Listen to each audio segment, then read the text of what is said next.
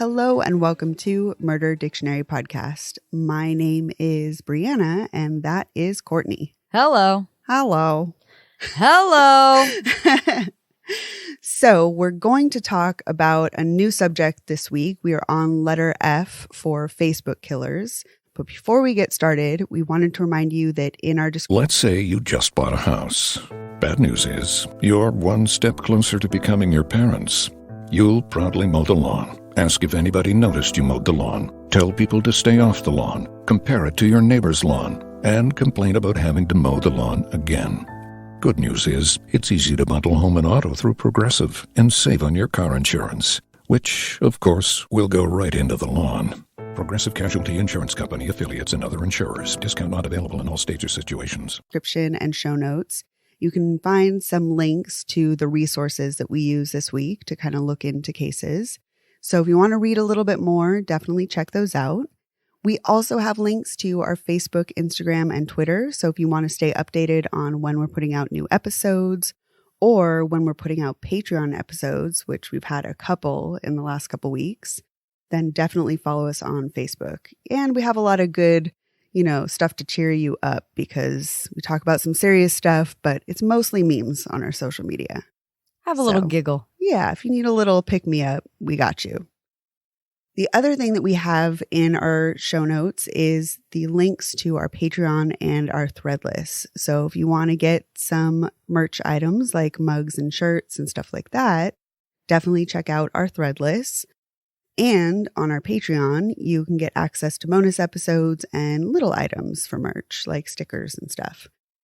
With all that said, we're moving on to a new letter in our alphabet, letter F for Facebook killers. So I did a little poking around to look at this phenomena of people involving social media in their murders. It is interesting because, like I had said, I can't even post a Prince video. Right. Without somebody being like, you don't own this. Yes. But then there's these people that are posting heinous, violent crimes. The things you can get away with posting and there's just nobody checking it out unless it's Prince or David Bowie. Yeah, it's crazy. Yeah. So I don't know. It's just an interesting thing that we wanted to dive into because it is so strange that, why is this happening? First of all, what is going on with the limitations and lack of limitations in other areas? So we're going to talk about it. We're going to dive into the phenomena of performing your murders and also just when people basically react to Facebook and get so upset about something that's not real life. So we're going to dive into Facebook killing in a couple different angles. So I looked into this kind of phenomena of social media and violent crime a little bit, and I found a few really good articles. Particularly, I'll link the Newsweek article that I found that was really great. So it kind of explains the different ways that social media interacts with crime nowadays. And any article that you find, there's a few different ways that it looks at Facebook and Instagram kind of interacting with criminals. But we're most interested in kind of the influence of social media on violent crime, or at least I shouldn't speak for Courtney. That's the thing that I was kind of like, what has changed since Facebook has come on the scene? So it's interesting because a lot of, killers and people that murder, a lot of them, the attention issue, the attention aspect of it. And I think this is just an extension of that. Kind of what I think. We were kind of talking about it before. This has been the case for a long time. You brought up, for example, different letters and things that were sent in by Zodiac or BTK or stuff like that. These criminals oftentimes want attention. There's kind of a couple different approaches. Some are just super secretive. Others really want attention, but they can't get themselves out there too much because they don't want to be caught. But something about social media has made that change where people want the attention and they're really not caring about being caught. People really just also don't seem to think that you can trace any of this. Right. That you can just... That's how they're acting. Fake name. Mm-hmm. I live in Sarasota. I'm free. You'll never find me, It's just... Yeah, I don't really understand how people could think that they're not going to be caught, but somehow maybe they don't really think about that or they just don't care. It's just interesting that we've entered this new era where it just doesn't matter. So there's a few factors that kind of make people put their crimes online. So first of all, now that we are consuming most of our news online, and especially from social media, it's really changed the way people carry out their crimes.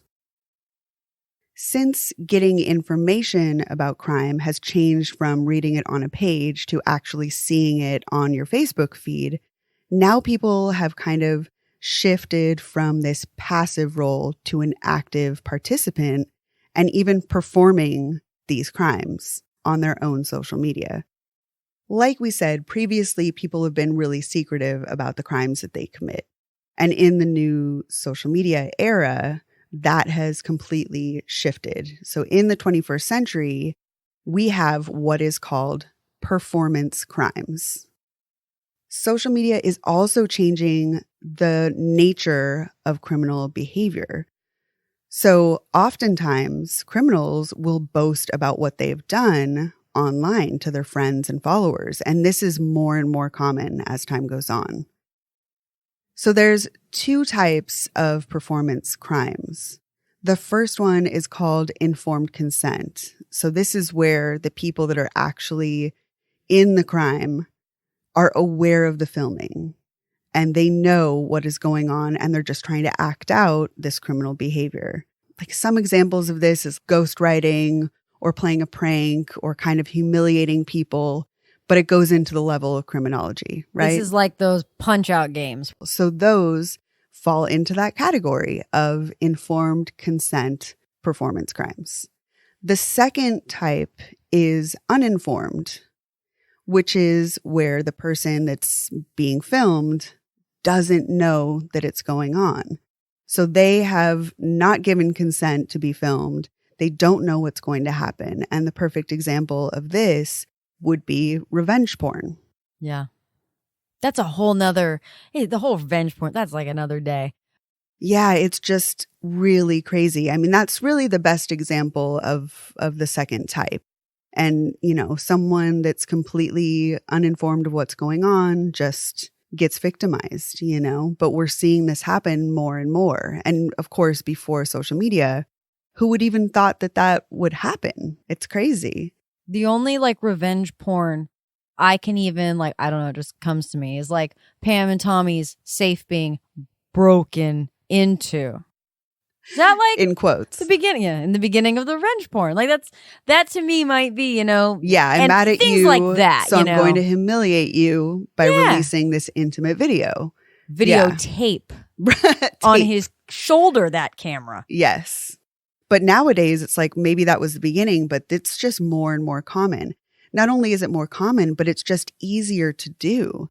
Because that was a tape, like you said. And now everyone has a phone where you could just release something because you're mad in an instant and you can never take that back. You know, it's just terrible how easy it is to put it out there.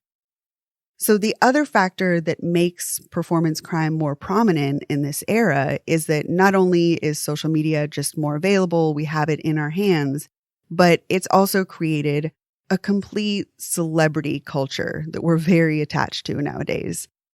People really focus on becoming a celebrity. It is a common goal for people to be an Instagram model or like a reality TV star, something like that just didn't exist before. Or just even to get notification, like recognition from these people. Like, oh, they liked my page. Oh, they like me. They follow me. It's like, they don't like you. Right. Just like you so were saying before is you could really get a reaction from anyone, not only your followers, but someone famous could know your name because of something you did online.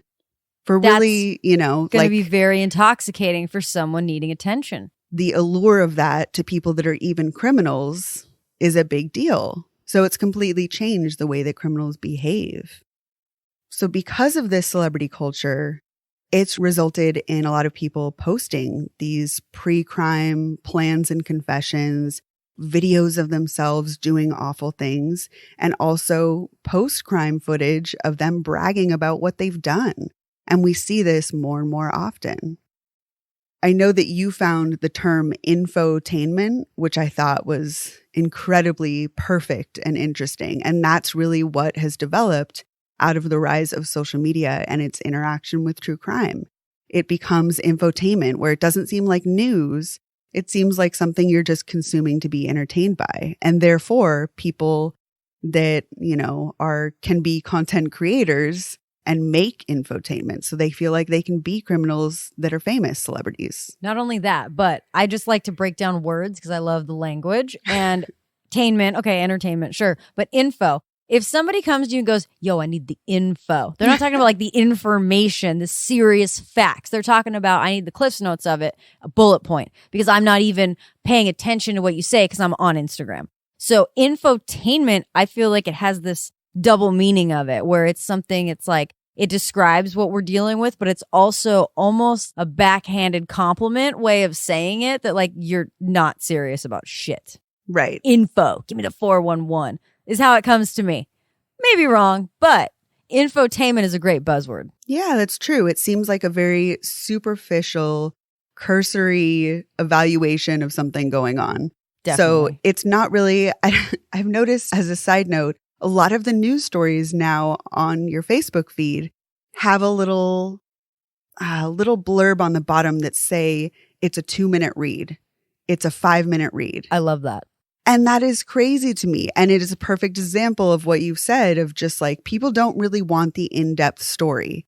They want a 30-second video or a 2-minute read. Nobody even watches the video because the video is, I'm going to have to watch it. It's going to take, it's 15 seconds long, but the first 5 are really slow. So I didn't follow it, right? I didn't watch the whole thing. It's insanity. And then, if it's going to be a 5-minute read, that's too long. Give me that 1-minute read. So that's why these people that are committing performance crimes feel like they can just put out a minute-long video of them doing something awful. And because it's such a quick thing, it'll get them a ton of attention. It's a blurb. Yes. So it really motivates people to put these awful things out there, And I'll just end our little dive into Facebook crimes in one quote that I found in Newsweek. It says, "It's better to get your performance out there and be known than to be unknown in celebrity culture, even if criminality is required." And that is specifically the case that we are going to talk about today, where it was just better to do something awful and be known for it than to be a nobody. So the case that we're diving into for our first Facebook murder is Steve Stevens, who was born on December 10th, 1979 in Cleveland, Ohio. And he was the oldest of 3 sons. But otherwise, we really don't have too much information about his childhood, to be honest. Very little about his childhood, youth, anything. Nothing really until, late 20s, mid 20s kind of thing.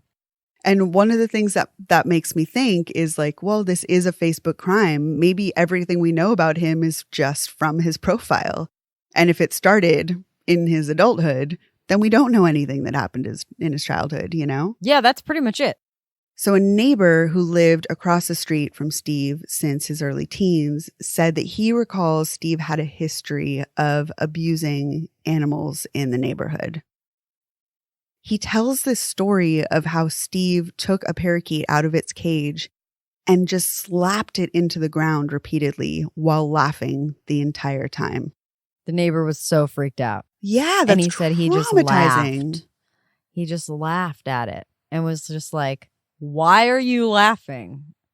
That's a straight up horror movie. Yeah, that's weird. To just see a child doing that on the streets. Red flag. Crazy.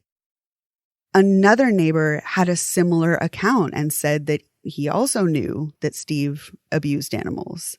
There was a specific incident that the other neighbor remembered where Steve had a python and he would wear it around his neck when he approached girls, presumably for attention. There was one lady they interviewed on a thing I was watching. She's like, he used to bring that snake around and it was just for attention. And I know it and I didn't fall for it. And I was just like, oh, okay. Well, you're smart enough. You didn't fall for it. But you can't fool me with that snake. Oh, never. Not her. But she implied how many people fell for it.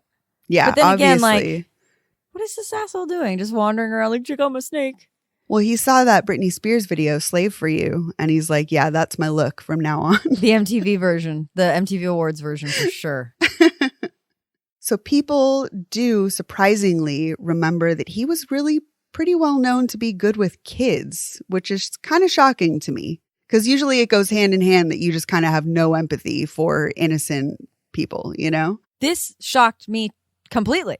Did not expect this. Yeah, it's just weird that people said he was really good with kids in the neighborhood. Like mentor. Yeah. Yeah. Strange. But people remembered he really showed like a genuine concern for their safety. He was known to lean out his car window and tell the kids to hold hands when they were crossing the street. Yeah, he just lean out and make sure you two hold hands. Yeah, use the buddy system. Yeah. Where are you going? You okay? You know, like all this stuff. There were all these people saying how he would like look out for the neighborhood kids. Very interesting, like dichotomy. Yeah, very weird. I didn't expect that at all. So in college, Steve joined the Omega Psi Phi fraternity. He graduated from Myers College for business school in 2002. By the time Steve was 37 years old, he was working as a case manager at a behavioral health agency called Beachbrook. It was basically just, the social worker in the medical office, pretty much. Which again, kind of to me, when I think of social workers, taking care of people, you really do have to have empathy. You do have to care about people's well-being, and especially to work in any mental health or behavioral health capacity, you really have to have that sensitivity chip, like you can't really survive without it, right? It's interesting too, because until he doesn't, he has that. Yeah. He has that ability to talk to people in a way that, I hear you, I feel you, I understand you. But then it just changes. Yeah, it seems like it came out of nowhere. And the only really scary thing in his younger years was the animal thing. Otherwise, people say when it came to people, he was fine. He was really caring, it seems Yeah, like. they're really the only thing is the animal abuse. But that's a pretty big thing. That's a huge thing. Now, it is hearsay, but when you have multiple hearsay. Yeah, it was a couple people that said that. Right? But yeah, it is interesting. And this again, every time I read about this one, it just kind of seems like a guy that just has hit a wall and just today, I'm a different person. Yeah, he as just we go, like changed. Yeah, there was some broken things. Yeah. It also, to me, like I said, with, his kind of sensitivity and stuff, I was surprised that he became a social worker after going to business school. Shocking to me, too. I didn't get that. I hear the animal abuse, then the business school. I'm like, okay, this is a very serious, straightforward, logical, very robotic person. And then you hear these other stories about the kids and about the social work. And I feel like you're talking about two different people. That's what struck me. Is he's got these two different sides to him, and maybe he just decided to go one way or the other one day. That makes more sense than anything to me, that he just vacillates between the two. And suddenly he wasn't able to really balance them anymore, seems to me, from an outside perspective. So Steve and his girlfriend, Joy Lane, had been together for 3 years. Joy was a 42-year-old social worker and mother of 3. Who had a degree in social administration, and she also taught at a university. She was a pretty well-accomplished lady, successful. I mean, I don't know. And she saw something in Steve. Yeah. Their relationship was getting serious, and Steve had actually been looking at wedding rings. Unfortunately, Steve had a gambling habit, and it caused a lot of tension in their relationship. Because of his gambling addiction, he lost his house. He'd been evicted from 2 different apartment complexes, and he eventually filed for bankruptcy in 2015 because he owed thousands of dollars to those payday credit loan companies. That's a lot. of gambling. A lot. And that right there is part of this secret side of him, kind of like the one side and the other side, you know, the mentor and then kind of the animal abuser. And how do you control the two? And this he tried to keep secret. Yes. Until he could not keep it secret anymore. Yeah, I think there was a certain point where he just lost too much and now everybody knows. And it threatened his relationship, you know, but he still couldn't stop. And also, you know, this is to me in the category of Facebook murders, but there's also a lot of information about how addiction just changes your brain, just the way it works, you know, and specifically gambling addiction where there's no substances involved, but the changes in the chemicals of your brain are still the same. So there's a lot of desperation that comes from addiction that makes you do desperate things. The thrill of a possible win. Yeah. Is the high. The highs and lows are still there. Yeah. You know, and he was experiencing that. And it makes a person more likely to kind of lose their shit, you know? And then when you've got a spouse or a partner that's just, you know, seeing the destruction and do I choose to live with this? Do I choose to not live with this? Will he get help? Won't he get help? And what do you do? Yeah, you're just stuck. And I'm sure, you know, it seemed like she wanted to make it work and they were really serious. But at a certain point, you know, you've got these kids to look after. She can't really just think about herself. So Exactly. she can't just be evicted and lose houses with kids that are depending on her, you know, and that has to be a factor for her to just say, I can't really do this relationship if it's going to be this unstable. So it just eventually crumbled completely. And Joy had to tell him that it's either me or the gambling. She just had to put her foot down. So he called and told her that he was going to change. He said he was, quote, motivated to just strive to be the best in life now. But I think that a lot of people that deal with addiction on the other side, they know that that's an empty promise. And this is the time that we know he snapped afterwards, but we don't know how many times that happened before. You know, that may have happened the first time when he lost the house, the first time he was evicted. So we don't know how many times he made those promises. Now, the other thing about addiction and somebody who's like in it, when you confront them, you come to them and say, hey, we got an issue, right? What's like the first thing? I'm going to change, grandiose, you know, big gesture, grand gestures. But right after the anger, usually it's the anger first. Ding, and ding, then ding. it's the apologies and promises. And then it turns into, what do you need me to do? What do I have to do? Do you want me to check into rehab tomorrow? I'll check in tomorrow. What do you want me to do? But here's the thing. It's not what I want you to do. It's what you need to do for your fucking self. Yes. Look at the path behind you, the destruction you've left, right? Like, fuck me and my kids. Look at yourself. And I guarantee you, like, she's sitting there just going, wake up, look at all the, I mean, she sat back and watched him just bankruptcies and this and that. And there is a point, and this is the last ditch of, what do you need me to do? What do you want me to do? I'm motivated to just strive to be the best in life now. He's fired up. He's excited to change. Is he going to? We'll see. Yeah. But this is, it just, there's certain things you can check off lists with like addiction and the promises. And this is, okay, come on. Yeah, it's very, very typical. And maybe before she had given in, we don't really know, and she had taken him back. It's just something that we don't know.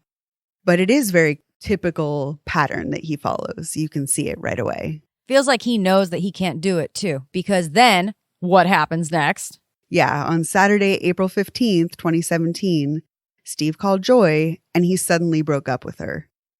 And that's kind of the cowardly way out. I mean, he said he was not going to pick up his stuff.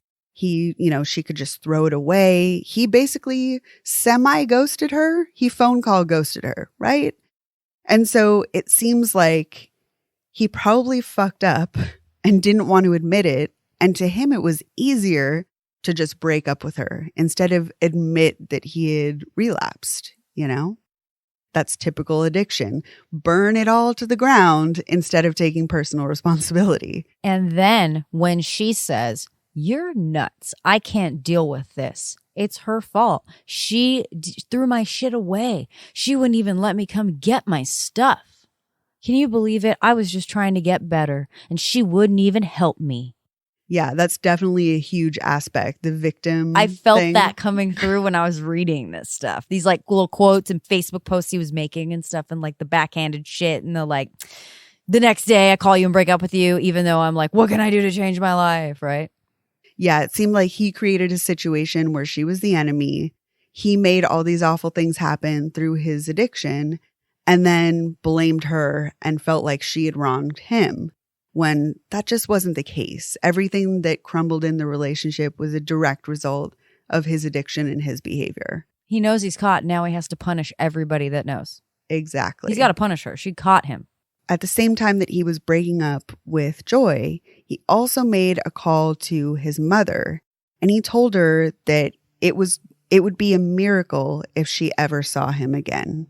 That's fucked up. That's so Even sad. if you have a terrible relationship with your mother, I don't care. If you have a great relationship, you don't call your mom and say that. Like, that's mean. Yeah. I never liked that part. No, I know, right?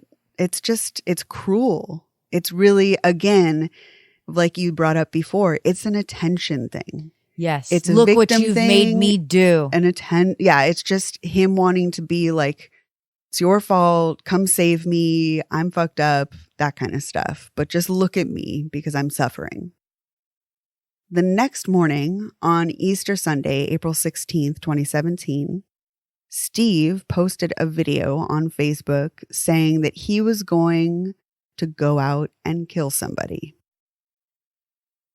At about 2 p.m., Steve came across 74-year-old Robert Godwin Sr., who was walking down the sidewalk in the Glenville neighborhood of Cleveland, Ohio. So Robert was a retired metal shop worker and a self-taught mechanic. One of the crazy things to me about Robert was that he had 9 children. He also had 14 grandchildren and several great-grandchildren.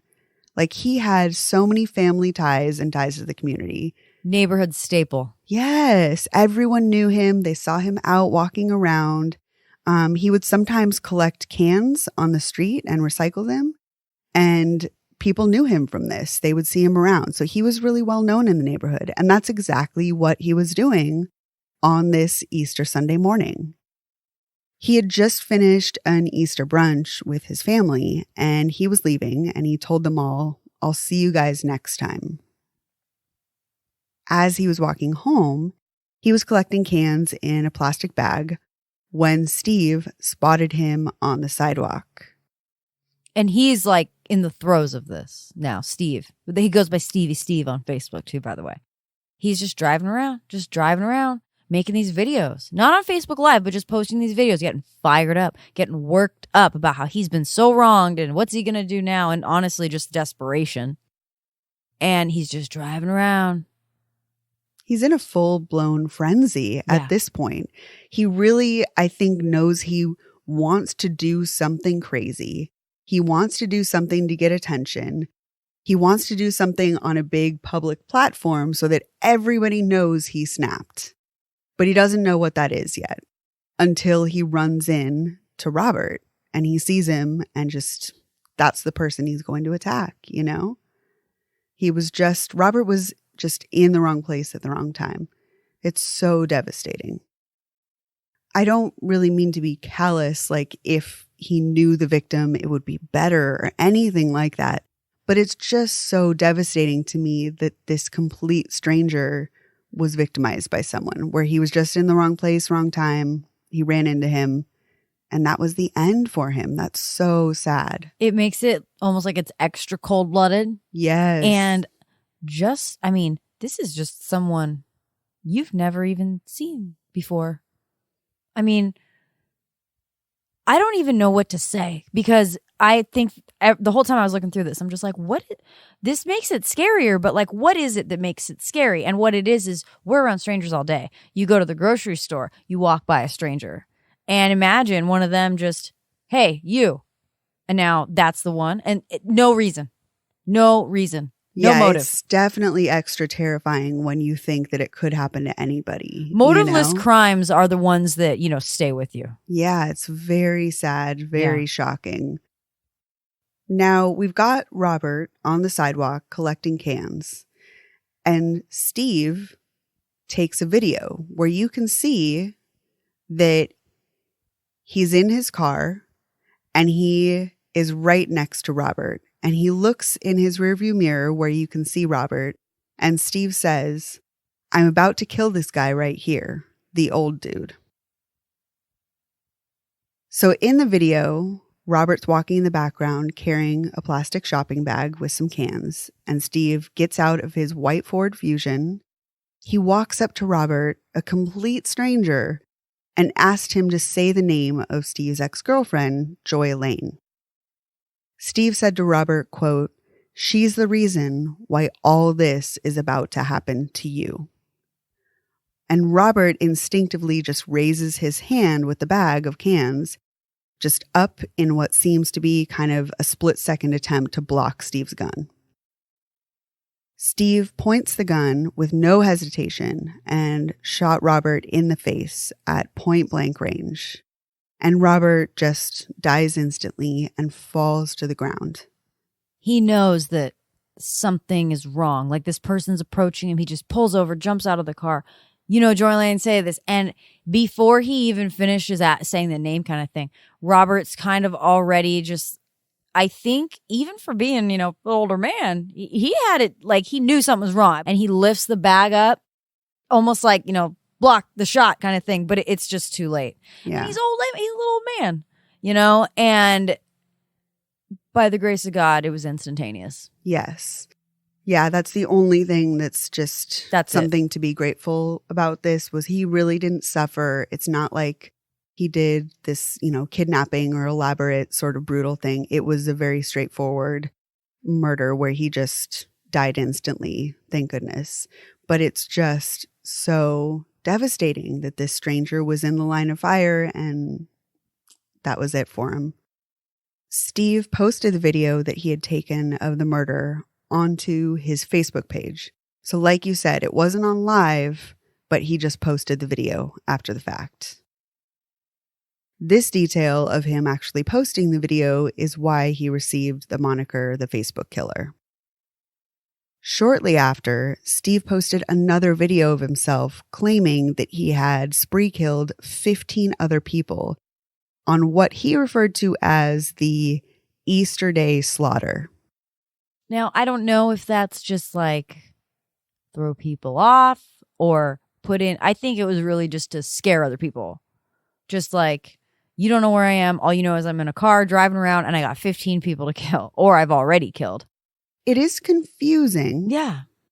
It's also something to me that says, again, he wants attention. He wants to give himself a sort of thing to be famous for. So even though it can't really be backed up and that's not what happened, he's like, well, I'm going to say that I caused the Easter slaughter because that sounds better than just like, oh, I rolled up on an older man and killed a stranger. He names his own murder spree. He gives it the name, the Easter Day slaughter. That's what he probably would have wanted this to be known as. Whether he was really going to kill all these people or not, it doesn't really matter because when they interrogate and do all this, if he gets caught, right, it will be the Easter Day slaughter. It's another aspect of the performance. And he's in control because he's named it. Yeah, he's trying to make himself famous for something that didn't happen, but this is part of why they call it a performance killer, because he wants to be famous for this slaughter, this massacre, this big thing that, in fact, he didn't do. It's like he's making a movie, but he's like writing it as he goes. You know what I mean? And he's like, okay, so now this guy's murdered. So then like the rest of this movie is going to be just me murdering. So we'll just call it the Easter Day slaughter and then, we'll figure it out. But it's this attention, But again, also, we have to know he's not in his right mind. He's not doing this knowing what the hell's going on like we're looking at each other, right? I think. Yeah, definitely. And it is just kind of crazy that one day he is this caring social worker, and then the next day he's completely snapped. As a social worker, he's reading files and going, this is what I think would be the best thing for you, for your mental health, for your physical health. I think this is the greatest idea for you. And it feels like he couldn't turn that on himself. No, he and wasn't he, capable. As a social worker, probably had a lot of access to mental health care. And just maybe he didn't even think he needed it. Maybe he didn't think he had a problem. And he's so busy trying to hide the gambling that if he were to let someone in and be like, I'm depressed. Why are you depressed? Because I've been evicted. Because I have nothing. I've gambled my life away. Oh, didn't even go there in my brain yet. Yeah, I think that he really just couldn't look at himself in the light of needing help, you know? That he wasn't one of the patients, that he was a provider. And that's so good. You're right. I didn't even think about the fact that he's a social worker. He's not a patient. Patients are crazy. And this person that is a performance killer that sees himself as a celebrity adjacent or whatever, or important enough to do the Easter slaughter, you know, he sees himself in a more grandiose way than we would see him as an average person. And definitely he couldn't be capable of seeing himself as someone that needed help, seeing himself as the patient, you know? And I think that kept him from getting better and getting the kind of treatment that he would need to deal with a breakup in a normal way, to deal with the addiction in a normal way. Yeah. It was just really, to me, kind of a domino effect, a long-term domino effect that just led him off the deep end. So even though he claimed that he had killed 15 other people, like we said, there were no other suspicious deaths on that day that would substantiate his story. And the police don't believe his claims. It's just, he didn't do it. He just talked about it. His mother says that he called her again after the murder, and he told her that he had done this because he was, quote, angry with his girlfriend. Steve expresses his anger and blames the violence on his mother, but mostly he blames it on his ex-girlfriend. And he said, quote, we were together for 3 years. We were supposed to get married, but there was some bullshit that I just couldn't deal with her anymore. And she's the reason why I'm making this video. She's the reason what's about to happen today, because she drove me crazy. I'm out of options. Now I'm on some murder type shit. He also says, I'm at the point where I snapped on the video, possibly trying to explain kind of a motive. He looks directly into the camera and just says, I just snapped, probably more than once, like many a time trying. I think he realizes as he's driving and stuff too, like, oh, I need to do some preemptive, get ahead of my story, publicist shit. And that's what he's trying to do.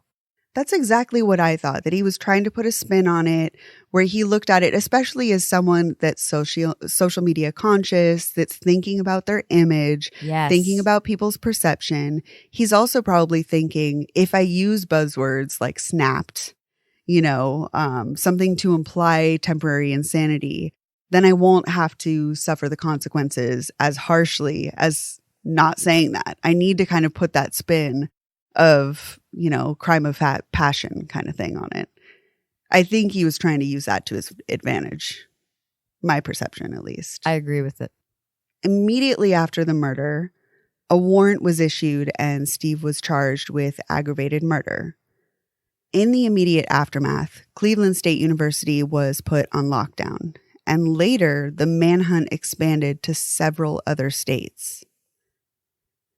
The FBI assisted Cleveland PD, and a $50,000 reward was being offered for information leading to Steve's arrest. And for someone that's a performance killer, I mean, this has got to be an ego boost to him. Like, this is the kind of success and celebrity status that he's been looking for. I mean, his face is everywhere. His name is everywhere. Fortunately, police located his ex, Joy Lane, and they transported her and her children to an undisclosed safe location. So I'm really thankful that they found the kids and Joy and everything was okay, because my next thought right after the random killing was, he's coming after Joy. And a lot of times what we see in these kind of revenge killings is people will come after what will hurt them the most. And those kids were definitely in danger. I agree completely. And so they knew him and had relationships. They would have gone with him in a heartbeat.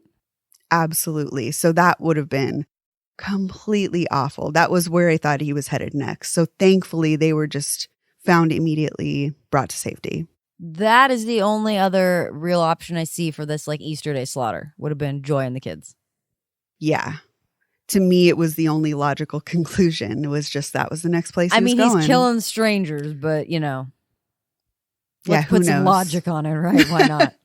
Yeah, we can't really, I don't know how to make sense of what he was thinking, really. But to me, that's my theory of what would have happened. Yeah, I agree with that. A short while later, the police were able to get a hold of Steve on the phone. They had several brief phone conversations where the cops urged Steve to turn himself in. When detectives did a background check, they noticed that he had, quote, a lot of traffic violations and a concealed carry permit, but he had no real criminal record, and especially no history of violence. This really came out of nowhere. Yeah, and he had, he would go to gun ranges, but within reason. He had a concealed carry permit. Like had all the paperwork, he went through all the right channels. He's a social worker. He's government, like very straight-laced, very up and up until you know about the dirty little secret of the gambling. And that addiction doesn't have to be drugs to still just screw up your brain. And probably you're constantly trying to cover your tracks because you have no money. People are coming after you left and right, bill collectors, all of it. So he did a great job holding it together for a long time. But then I did think it was funny that the only thing really was like traffic violations. That's it. What the hell? Yeah, it's very, like we said before, it's strange to me that he's got no history of violence, that he's really only got that one thing of just a huge thing of animal abuse when he was younger. And then he's got the addiction.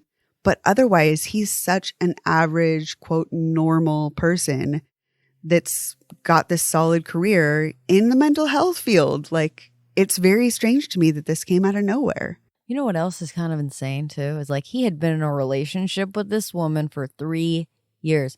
That's long enough to know a lot about a person. And so it was hard. I couldn't find very many details because I wanted to know when the gambling, like I wanted to know the story of that. Yes. When it ramped up, I know some of the foreclosures and bankruptcies was in 2015. And there were some things that were very soon coming before the shooting.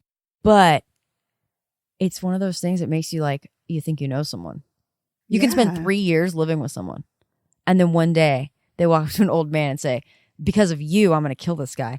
I feel like there was just more, like there's like ticky boom in the brain here that happened.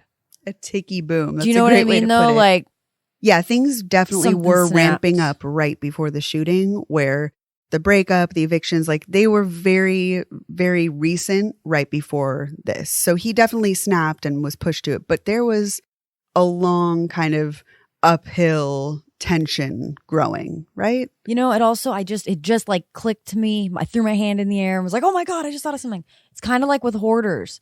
Everything is cool and they'll just hoard and live in dirt until you threaten the environment and the whole basis of what they've based it on. That is also, it's an addiction. It's similar. They were going to blow the lid off everything. He was going to owe money. He couldn't pay this off. He was finally, Joy's done. It's over. It's building. And this is all because of my gambling. And I've done this to myself.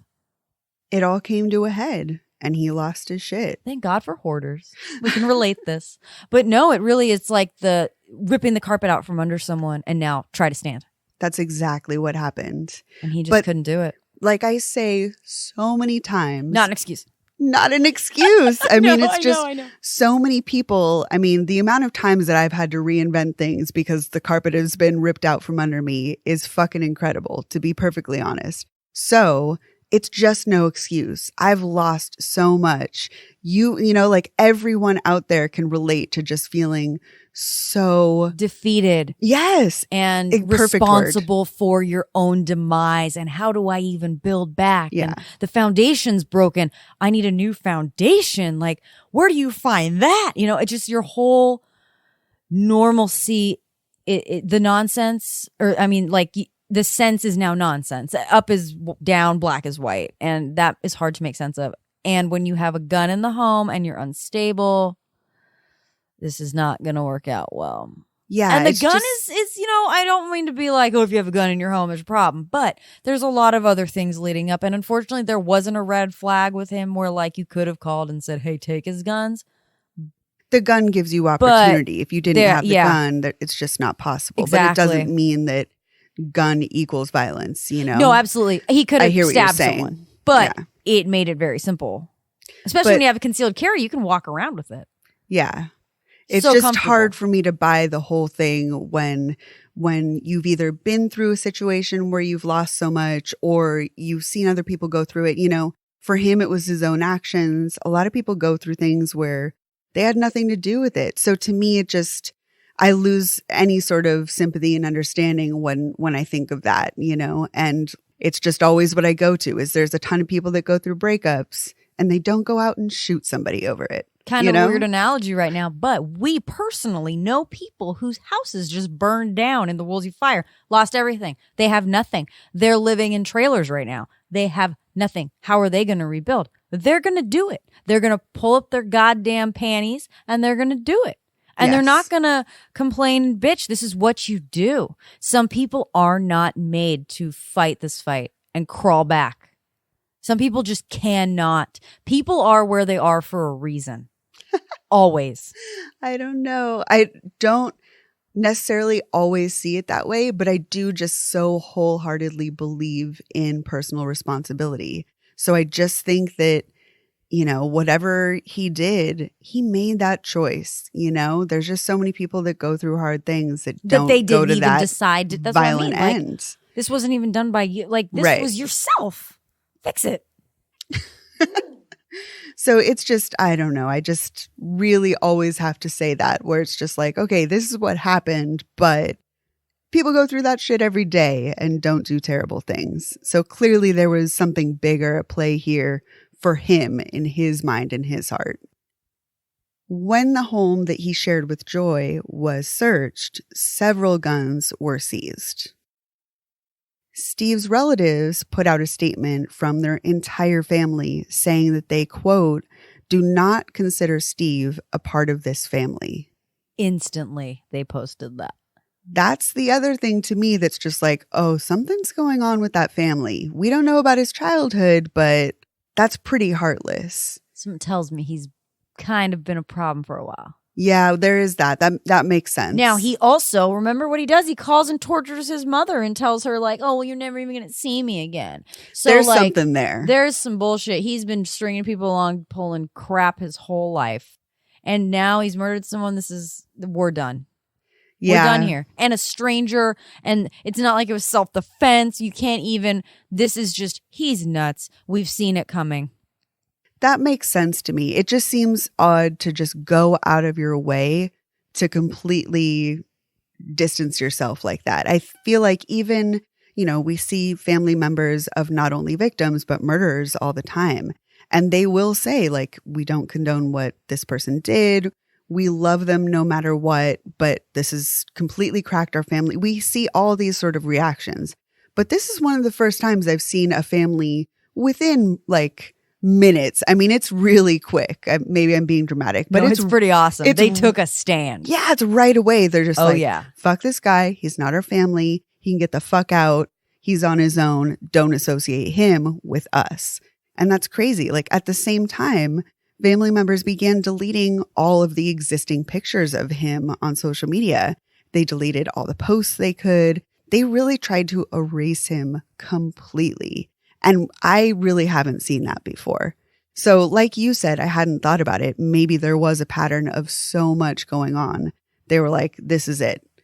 Can't take it anymore. He's done with us. And when murder is the last straw, That's There's a been pretty few big last straw.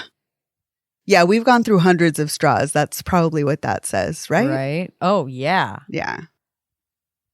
2 days after the murder, on April 18th, police received intel that Steve's cell phone pinged off a tower about 100 miles away in Erie, Pennsylvania. Local police in Erie were put on high alert, and media outlets informed the community about the killer on the loose in the area.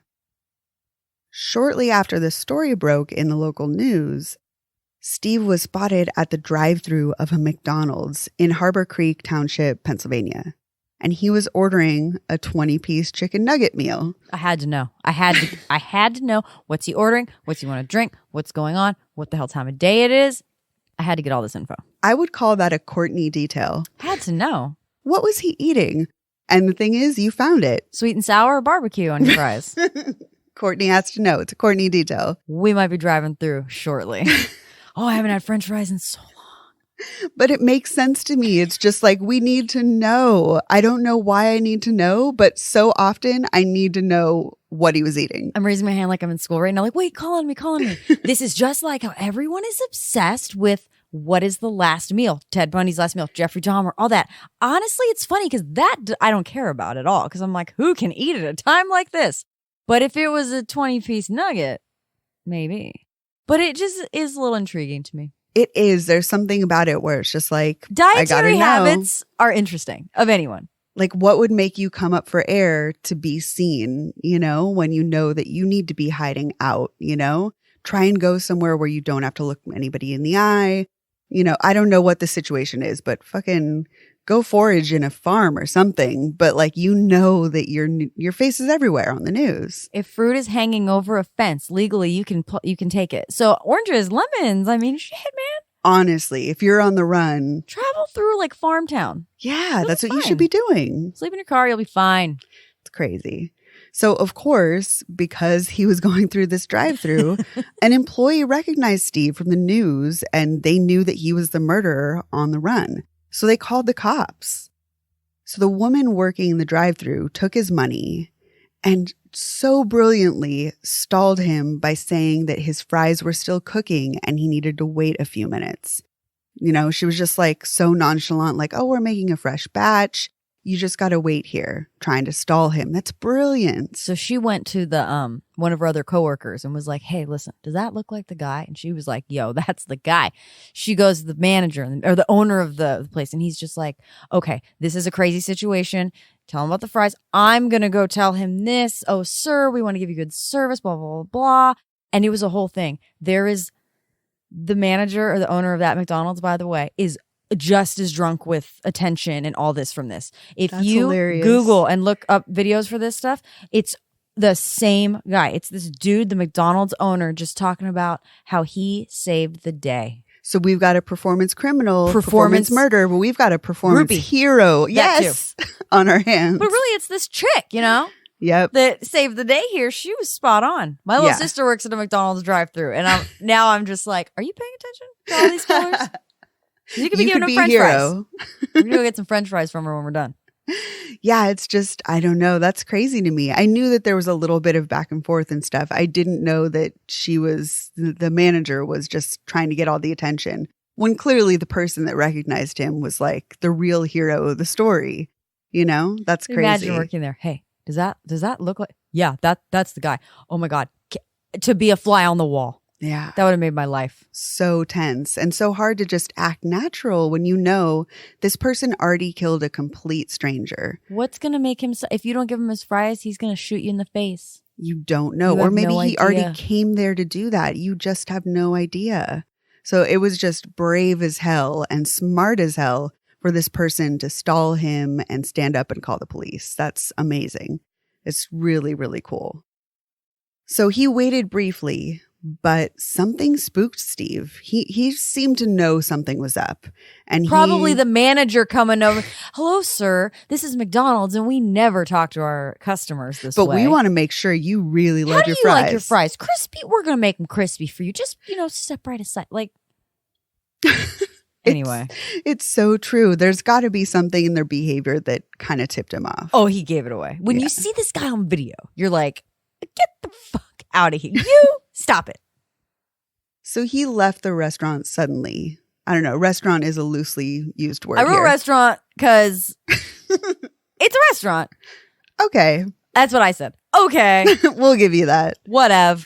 So he said he didn't want to wait for the fries and he didn't want his change back even. He was really in a hurry to get out of there, but not in too much of a hurry to not stop and ask for directions, because another employee was sitting outside on break and said that Steve asked her for directions to the closest interstate. Thankfully, since local cops were really on high alert looking for him, the response was swift. And as he was pulling out of the driveway, the police were just arriving. He sped off abruptly, and a chase began through the streets of Wesleyville, Pennsylvania.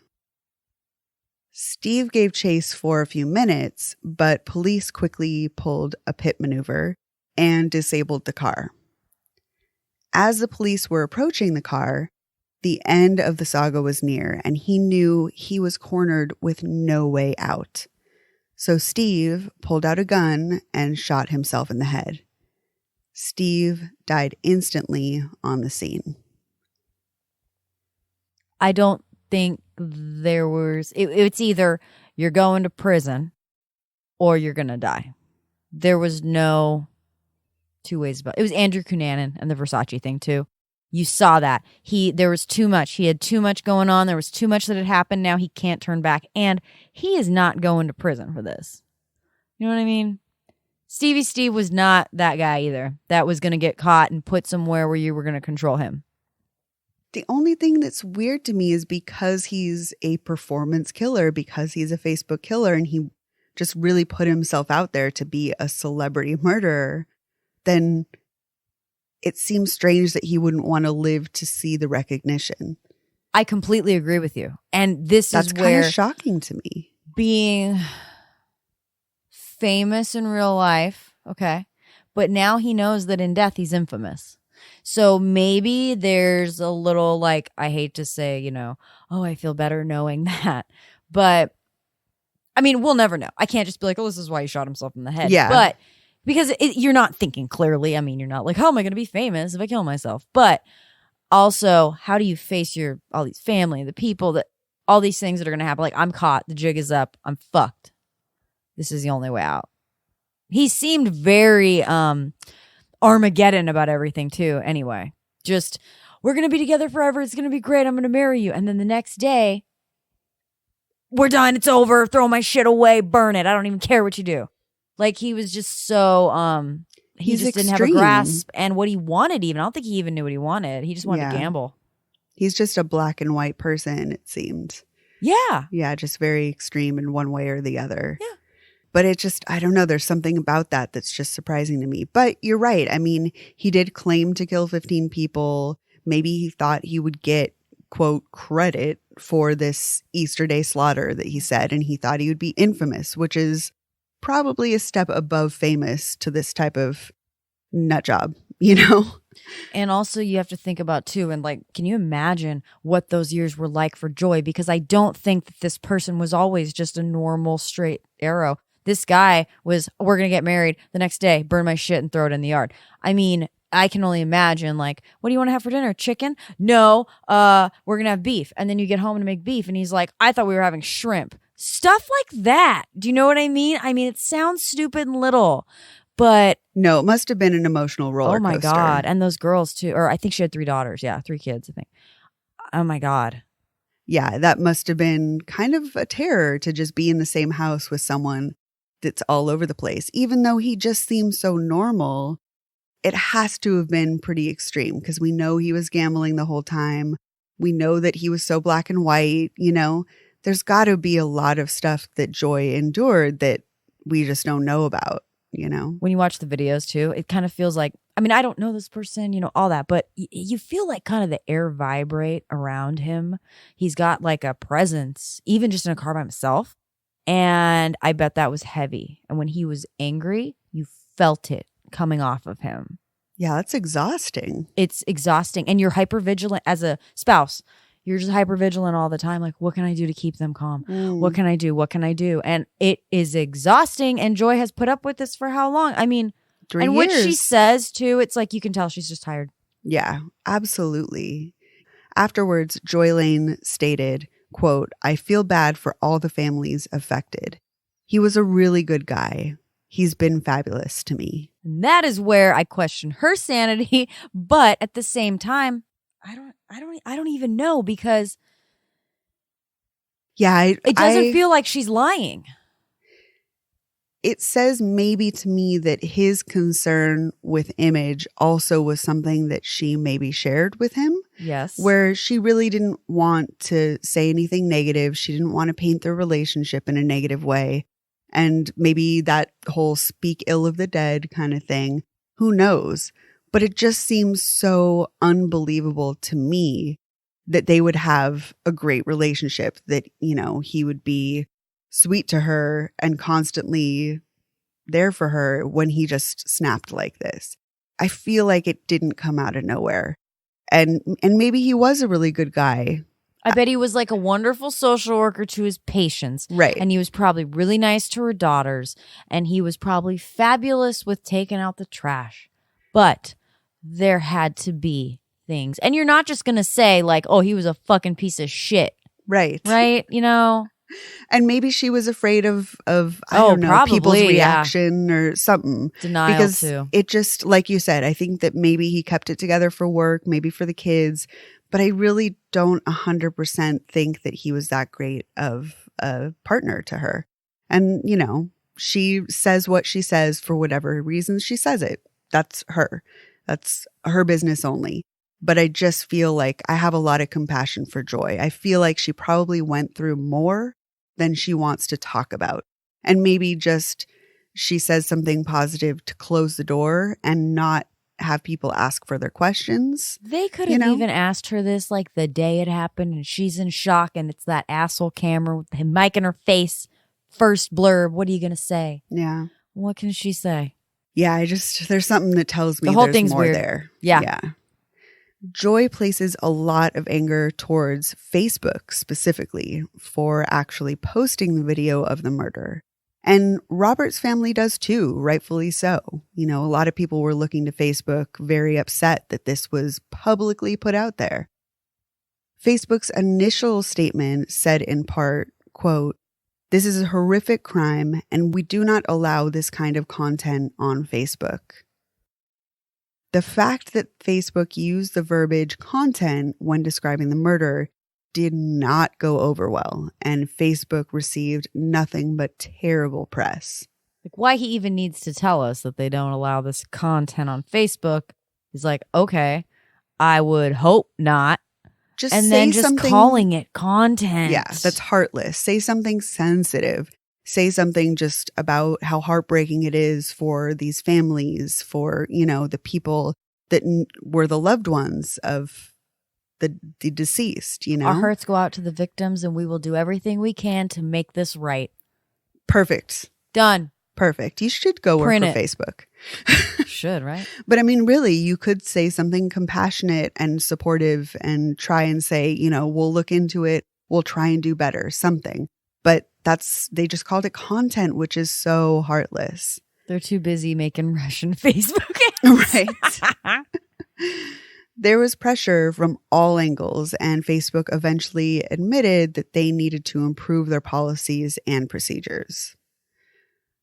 Joy has said about the experience, quote, "Now I'm just kind of existing. I'm not living at the moment. I'm just existing." It's tragic. It's so sad. Makes me really sad for her. And sometimes you meet people and you feel like you look at them and you can see through them and they're just not with you. And that is kind of how I feel.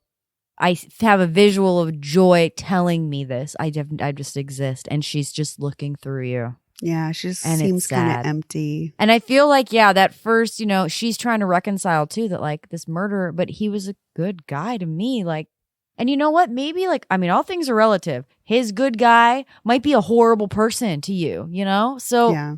You have to decide what you're willing to put up with.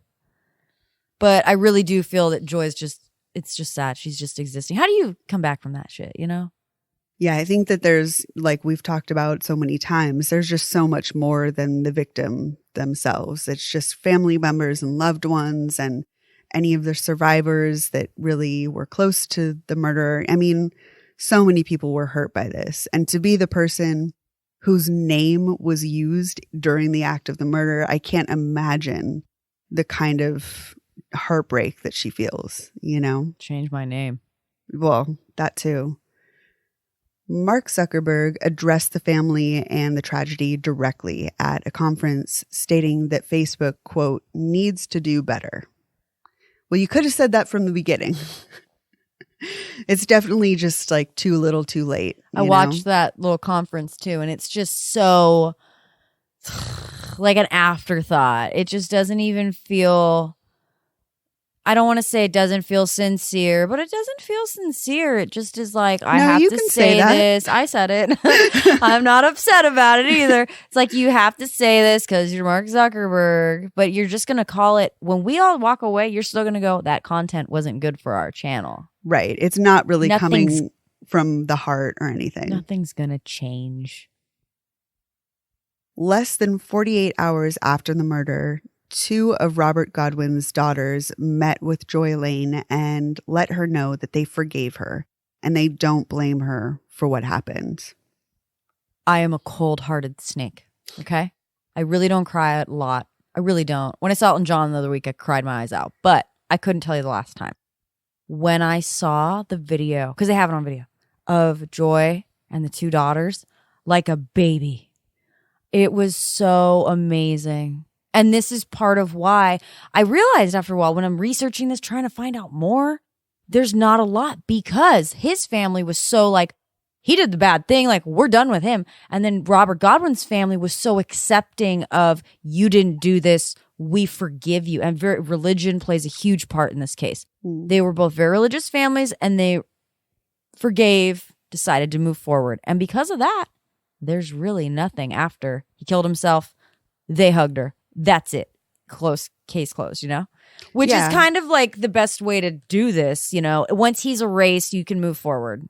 It seems like everybody just wants to move on. That's it. You know? And I think it's really, really telling about the kind of people that the Godwin family are, where they just really want to ensure that the person on the other side feels okay. You know, I think that that's really, really special and unique, that they're like, we know she must be hurting. And even though we are the ones that are truly victimized, that we have gone through the most, that we know we should reach out to her and we should really do the right thing and reassure her that we don't see her in a negative light, that we still have compassion and love for her. And that's amazing to me. It's a testament to Robert himself, too, and the children he raised, because it's not just like one of his kids is a sweet person. 2 of those daughters, plus the son that he had seen, and then there was like another daughter that has reached out as well.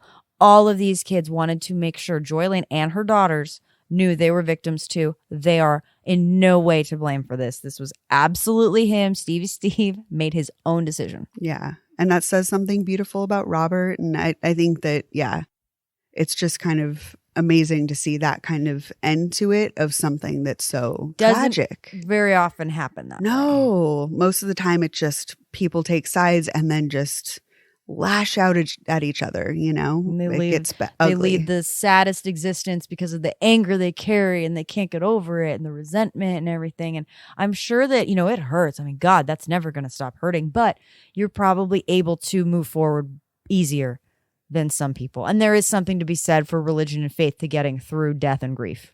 Yeah. I will give you that. But yeah, no matter where you stand on it, I'm not a religious person, but I do think that it helps so many people get through hard things. You can do some amazing things with your lives. Yeah. Like I really, really will acknowledge that for sure.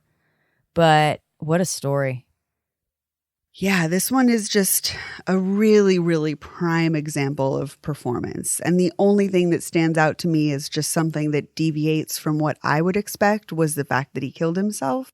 Yeah. But it really, to me, is just very perfect example of the performance killer. And that's, that was his him. last act. Yes. So I I'm very interested in this whole phenomena. I find myself quite interested in just the effects of social media in general. So when we came to letter F, I was like, oh, there's definitely Facebook murders that we got to look into. Yeah, I was just like, oh, this is what we're going to pick, I'm sure.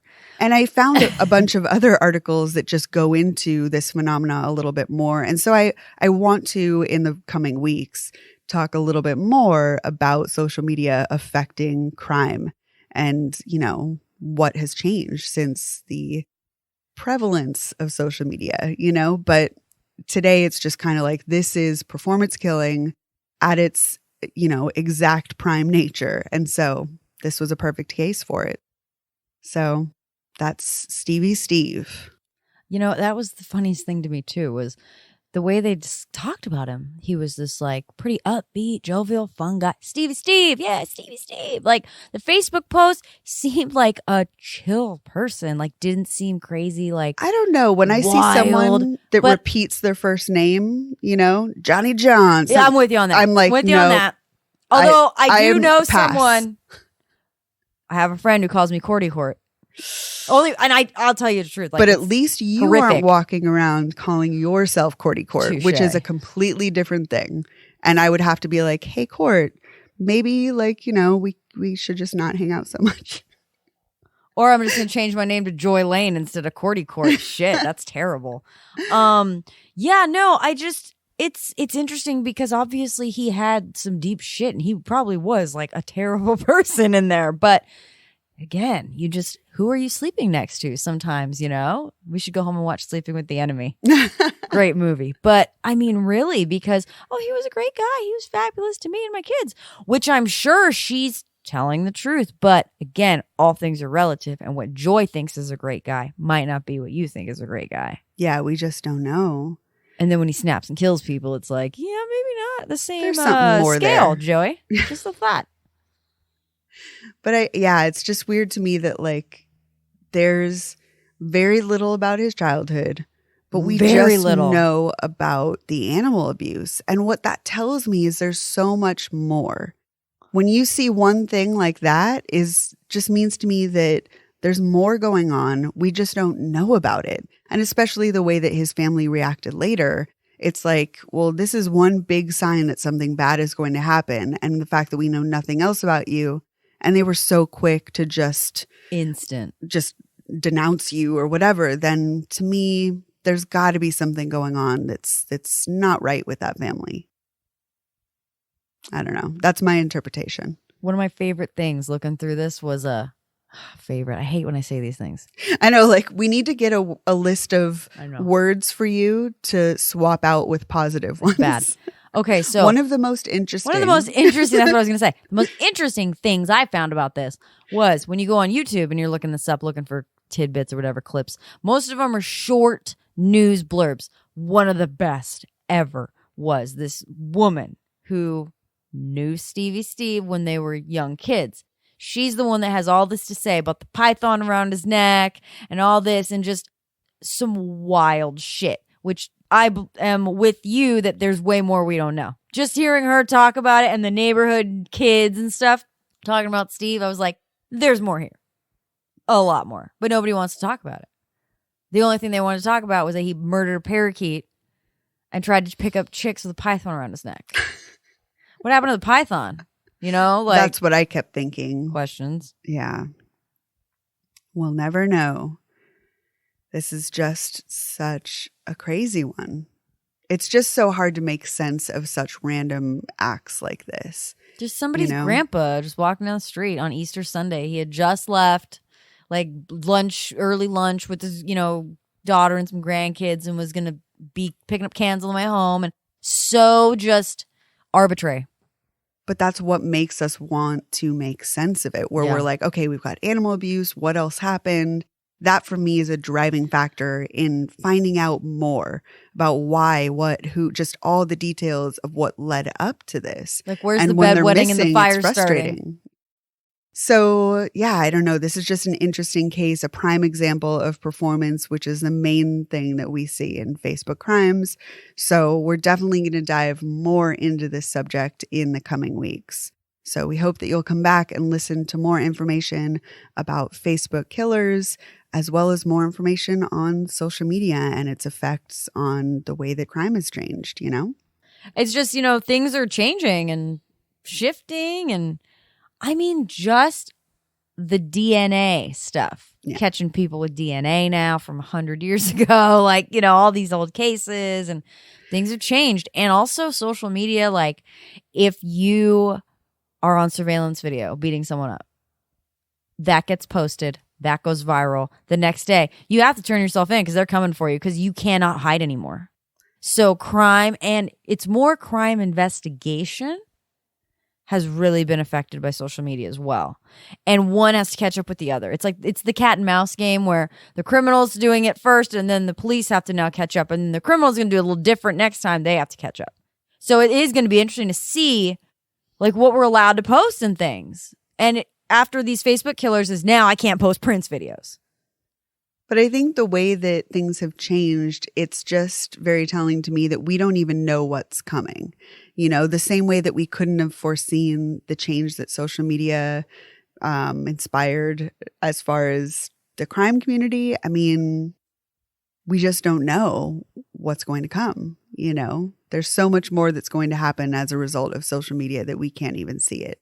But it has changed not only the way that criminals behave and victimology and everything, but you're right, it's changing the justice system. It's changing the investigation tactics. So there's just a lot that I think that we're on the forefront of something that's going to really evolve in a way that we can't even anticipate. So there's a lot more to talk about with Facebook killers. We may be coming back to this and exploring it more later on, or at least, changing some of the ways that we talk about crime. But there's definitely in the coming weeks some more information that we've got for you on these types of killers. I even think about when I was doing jury duty and they got to where they're picking people out and stuff, right? And I got to the picking section. I mean, they were telling everybody, like, don't go home and Google this. Don't do anything, nothing social media, right? They have to say this shit. Like, you cannot go, because everybody's just going to go home. First thing they're going to do, go on social media. A gentleman did this. He comes in the next day. Judge says, hey, did you check anything out on this? And he says, no. And then all of a sudden he goes, I'm lying, Your Honor. I actually did. I went home and Googled the whole case. I don't know what to tell you. And the guy was like, you're in contempt of court. Get the fuck out of here. Crazy. Over Facebook, social media. Yeah. So even just the way we try cases and things, it was interesting. No, it's absolutely changing in ways that we just wouldn't even think of unless you're kind of in that situation or you're looking at it very deeply. It's happening, just happening without us even really thinking about it. So we're definitely diving more into that in the next few episodes. So we will see you next week with another Facebook killer. And in the meantime, if you want to read a little bit more about the articles that we were looking at, definitely check out our show notes for the links to our resources. And you can check out in the show notes the links to our social media if you want to follow us on there and get updates about new episodes and stuff. We have 2 new Patreon episodes that we just released to our Patreon. So if you want to join our Patreon page, definitely check out the links in our description. So I think that's pretty much it for us. And we will see you next time with another Facebook killer. Can't wait. All right. We'll see you next week. Have see a good one. Later, Be nice to each other. Bye. Bye. Hi, I'm Brianna. And I'm Courtney. From Crime Screen Podcast, where every week we talk about movies, TV shows, and docuseries based on true crimes. We discuss all the bingeable and unforgettable true crime that we're all watching on our screens at home. Like Making a Murderer, Mommy Dead and Dearest, or Dear Zachary. So if you're like us and have the problem of scaring off people at parties with serial killer facts and true crime stories, or you just try to talk about whatever you watched and get horrified looks from coworkers and even your exasperated significant other, then we are your new friends to discuss all the true crime with. Follow Crime Screen Podcast on Facebook, Instagram, and Twitter to stay updated. And subscribe to Crime Screen on Apple Podcasts, Stitcher, Google Play, or wherever else you listen to podcasts.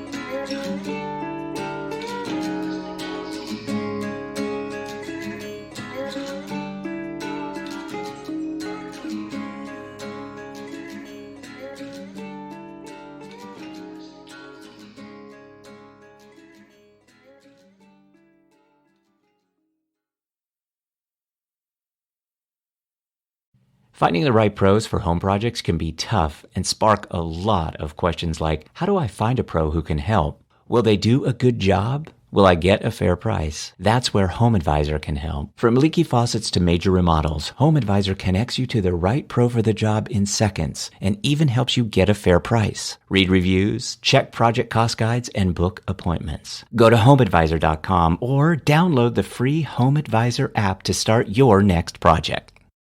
And now, a thought from Geico Motorcycle. It took 15 minutes to take a spirit animal quiz online. Please be the cheetah. Please be the cheetah. And learn your animal isn't the cheetah, but the far less appealing blobfish. Oh, come on.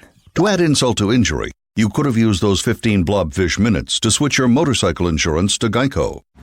Geico. 15 minutes could save you 15% or more on motorcycle insurance.